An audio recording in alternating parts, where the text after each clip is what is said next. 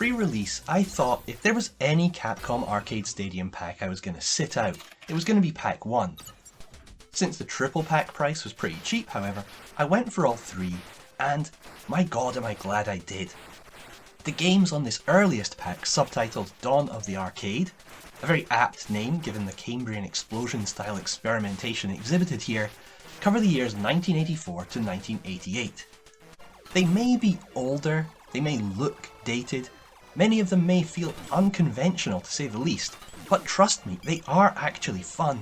A hell of a lot of fun, some of them, and in a lot of cases their unconventional nature is actually their biggest plus point. I think I can sum up the difference between the games here and the ones on Pack 3 by saying that the Pack 3 games are the sort you might plan to go out to play. If you ever found yourself in Tokyo, for example, you might consciously set aside time and then deliberately make your way to Akihabara and Taitohei, a stack of 100 yen coins in your hand, fully intent on putting an hour or two on, say, Pro Gear. The games on Pack 1, however, are the sort you might come across when stumbling into some random rundown pub and see slumped in some back corner of the bar, possibly only accepting some old version of 50p pieces that they don't produce anymore. You never planned on playing this game, but after sitting down just to see what it is, you'd better believe that the next time you get up to buy a pint, you'll be returning from the bar having asked for all your change in coins for the machine. Now the games on Pack 1 are not just solid old school fun, they are also plentiful, with this pack having 6 shmups, making it the most shmup heavy of all 3 packs. One unfortunate aspect of this pack that does have to be mentioned is that many of the games with a vertical orientation fall foul of Capcom's weird decision to not allow proper screen size adjustment, meaning even if you rotate your Switch to play with a flip grip, the playable game screen is far smaller than it should be. This is a real shame, and it's the games in this pack that suffer worst from the problem. Now, other than the shmups, there are 4 further games on here that we should just quickly mention.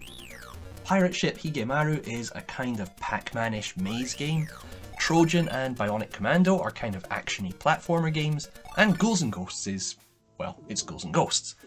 More importantly, however, the shmups in question are Vulgus, 1942, Commando, Section Z, Legendary Wings, and Forgotten Worlds.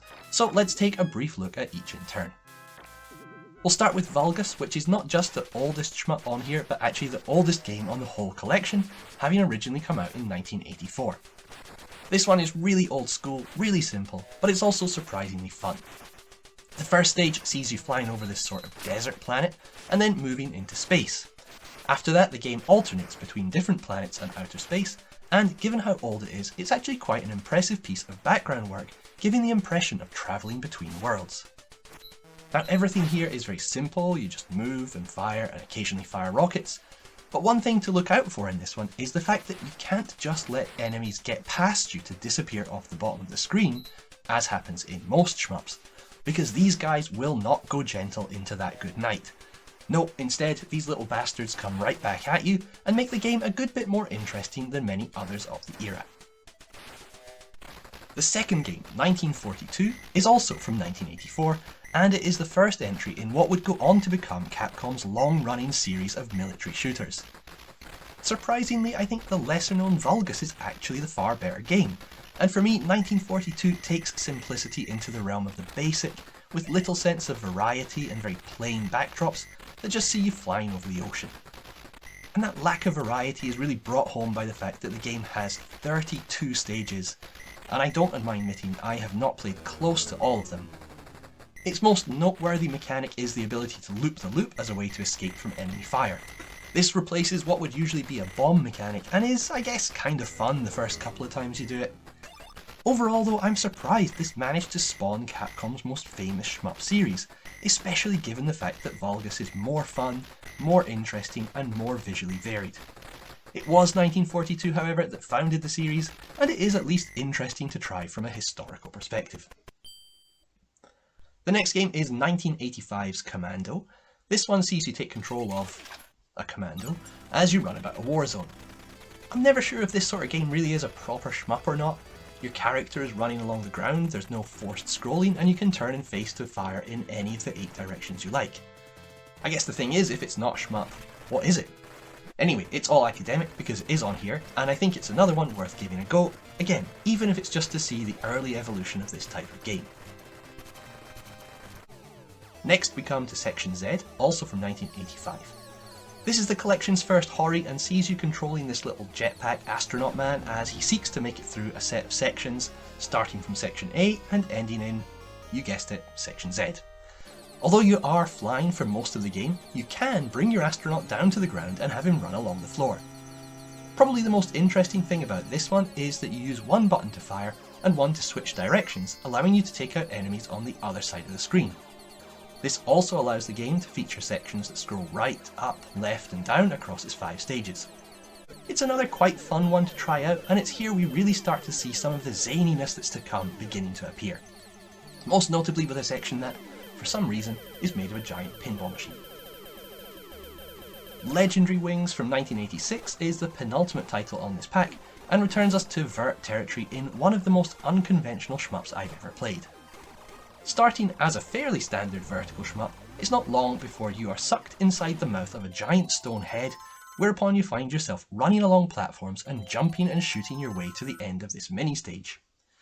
This mixing of gameplay styles repeats at intervals throughout the game, and it really does feel like this was gaming and the arcade still evolving and trying out different mutations to see what worked. This particular mutation was rather swiftly cast aside to become something of a dead branch on the shmup family tree, but that doesn't mean it was a failure. It's actually pretty fun. Now, I would say that this was the title that gave me the most pleasant surprise on here, except that honour goes to this one. Forgotten Worlds was released in 1988, and for me practically makes Pack 1 worth it on its own. It's easy to think that this game stars the most kick-ass dude bros the 80s had to offer, but that is to forget that this was just what guys were all like in the 80s. It's just a succession of WTF moments, each more insane than the last. You start off fighting lizard men and dragons in a space city, then oops, now it's the Egyptians, and here comes the Sphinx, and oh, now we're in the clouds fighting a zombie head while the Temple of Heaven scrolls by in the background. To top it all off, our Schwarzenegger sidekick reject heroes discuss the action in between stage scenes, spouting classic lines like, "You cannot stop me with paramecium alone," as if any of us might have a clue what that means. And what's really great about Forgotten Worlds is it's not just some crazy meme game, it's actually damn good fun to boot. The chunky popcorn enemies come thick and fast, but go down easy, giving stages a great deal of satisfaction. You can shoot in any direction, but rather than switching with a button press, here you rotate your weapon with the shoulder buttons. I actually found out on Twitter that the arcade cab used a dial mechanism to control the direction of fire, and I would love to give that a try. Honestly, I can't even really tell if this is a good game. I just know that I love it, and it's been the best surprise of this collection for me by a long shot. It's just so redolent of its era, and its devil-may-care sense of freedom and experimentation is something all too often sadly lacking in today's game industry. Anyway, if you get this pack, try it for yourself and see what you think. And of course, try all the others too, and if they're not precise and controlled masterpieces, just enjoy a little trip back to the dawn of the arcade for a look at what might have been. I will hopefully get a look at Pack 2 up before too long, so please do watch out for that, and as ever, thank you for watching. See you next time. Cheers.